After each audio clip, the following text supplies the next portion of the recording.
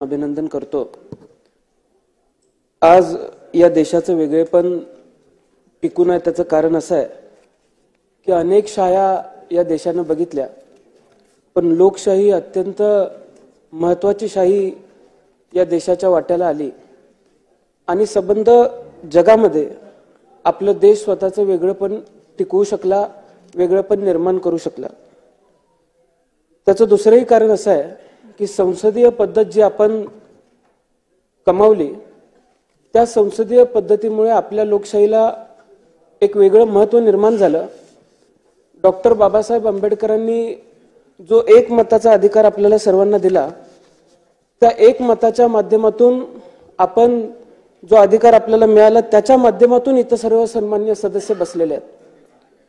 अध्यक्ष महोदय, मी आपलं अभिनंदन करत असताना आपल्याला विनंती करेन की आपण जसा सर्वात तरुण अध्यक्ष होण्याचा मान पटकावलेला आहे तसा मी सुद्धा सर्वात तरुण सदस्य म्हणून या विधिमंडळामध्ये बसण्याचा मान पटकावलेला आहे।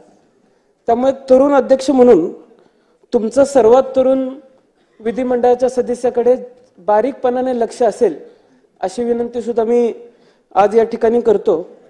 त्याचबरोबर अध्यक्ष महोदय, तुमचं लक्ष माझ्याकडे असावं याचं दुसरं कारण असं आहे की आपण सुद्धा एक निष्णात वकील आहात। आम्ही सुद्धा वकिली पूर्ण करतोय।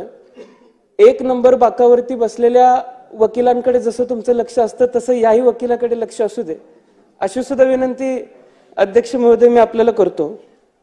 अगदी या सदनाची आपण इतिहास बघितला तर डॉक्टर स्वर्गीय मावळकर साहेब असतील यांनी 1937 साली पहिल्यांदा अध्यक्षपद भूषवलं आणि त्याच्यानंतर त्यांनी चांगलं काम केलं म्हणून लोकसभेचं अध्यक्षपद भूषवण्याची संधी सुद्धा त्यांना मिळाली।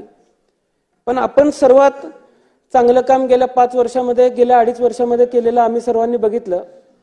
त्यामुळं परंपरेप्रमाणे फडणवीस साहेब, आपण सुद्धा अध्यक्ष महोदयांना दिल्लीला पाठवायला काही हरकत नव्हती अशी सुद्धा विनंती मी आज या ठिकाणी करतो।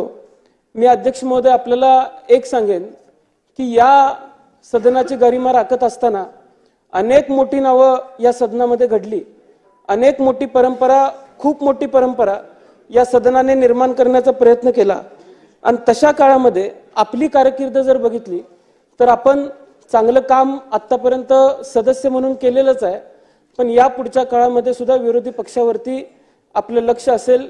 विरोधी पक्षाच्या माध्यमातून सर्वसामान्यांच्या हिताच्या ज्या मागण्या येतील त्या मागण्या आपण मान्य कराल, पूर्ण कराल। आमच्या मागण्या लक्षामध्ये घेत आपण आम्हाला सुद्धा न्याय द्याल अशी विनंती मी सुद्धा या ठिकाणी करतो। हंगामी अध्यक्ष म्हणून कोळंबकर साहेबांनी काल परवा आमच्या सर्वांची शपथ घेतली। मी साहेबांचं मनापासून आभार मानतो की माझ्या आयुष्यातली सर्वात प्रथम आमदारकीची शपथ मला त्यांच्या माध्यमातून घ्यायला मिळाली, त्याबद्दल सुद्धा मी साहेबांचं मनापासून आभार मानतो।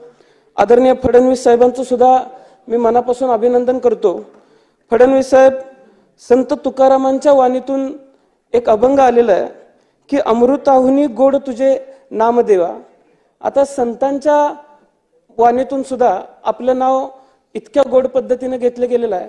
त्यामुळं पुढच्या काळामध्ये काम करत असताना तुम्ही विरोधी पक्षाला गोड पद्धतीची वागणूकच द्याल अशी विनंती सुद्धा मी आज या ठिकाणी आपल्याला करतो। आणि फडणवीस साहेब, अमृताहुनी गोड मी मुद्दामच म्हणलं कारण पुराणामध्ये सुद्धा अमृताला एक वेगळं महत्व होतं आणि आजही अगदी मी आपल्याला फडणवीस साहेब विनंती करेन की विरोधी पक्षाला सुद्धा आपण सहकार्य कराल। आदरणीय शिंदे साहेब असतील, आदरणीय अजितदादा असतील, सन्माननीय सदस्य असतील, यांचं सुद्धा मी मनापासून अभिनंदन करतो।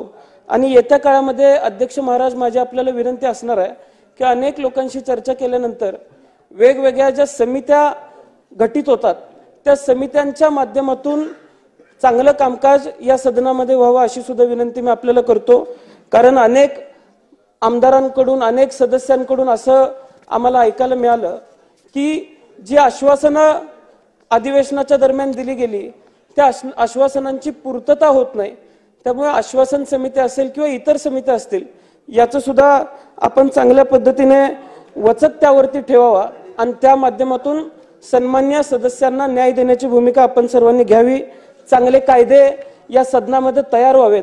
एक तरुण म्हणून माझी अपेक्षा असणार आहे की तरुणांना अभिप्रेत असलेला हा राज्य उद्या नव महाराष्ट्र म्हणून घडत असताना आपण उद्याच्या राज्याला अभिप्रेत असलेले आणि 21व्या शतकाला अभिप्रेत असलेले कायदेच या विधिमंडळामध्ये तयार व्हावेत आणि या सर्व पुढच्या पिढीला न्याय देण्याची भूमिका या विधिमंडळाने घ्यावी एवढीच विनंती मी आपल्या सर्वांसमोर आज या ठिकाणी करतो आणि पुन्हा एकदा अध्यक्ष महोदय मी मनापासून आपलं अभिनंदन करतो।